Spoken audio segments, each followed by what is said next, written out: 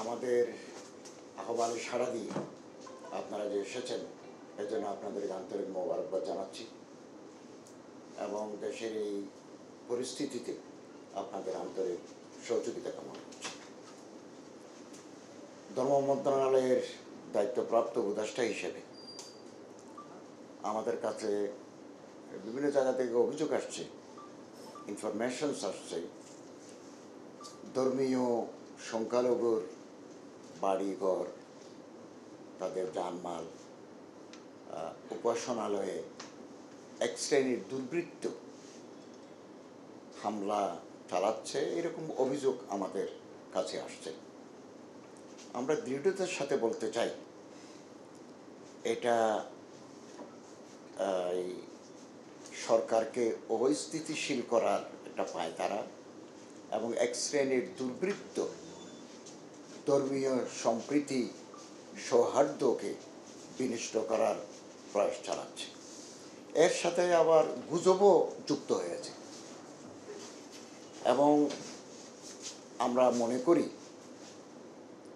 এই ধর্মীয় সংখ্যালঘুর বাড়ি ঘর সম্পত্তি, তাদের উপাসনালয়ে হামলা করা এটা গর্হিত, অন্যায় এবং এটা নৈরাজ্য সৃষ্টির এটা ষড়যন্ত্র।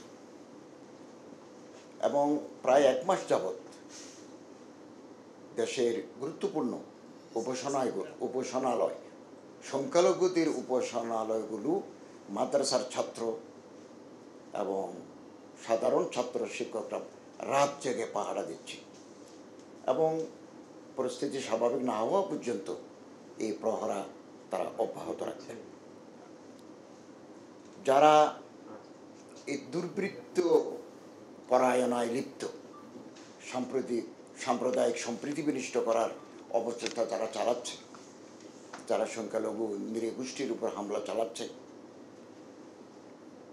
তাদের আইনের আওতায় এনে কঠোর শাস্তি বিধানের জন্য সরকার প্রতিশ্রুতিবদ্ধ। আমরা সংখ্যালঘু ভাইদেরকে আশ্বস্ত করতে চাই, বর্তমান সরকার তাদের পাশে আছে এবং দেশের কোথাও যদি কোনো সংখ্যালঘুর বাড়ি ঘর সম্পত্তি অথবা উপাসনালয় আক্রান্ত হয়, আমাদেরকে এটা ইনফর্ম করলে, আমাদের মন্ত্রণালয়কে ইনফর্ম করলে অথবা স্থানীয় ল এনফোর্সিং এজেন্সিস যারা আছে, আইন প্রয়োগকারী সংস্থার কাছে ইনফর্ম করলে আমরা তাৎক্ষণিক সাহায্যের জন্য আমরা এগিয়ে যাব।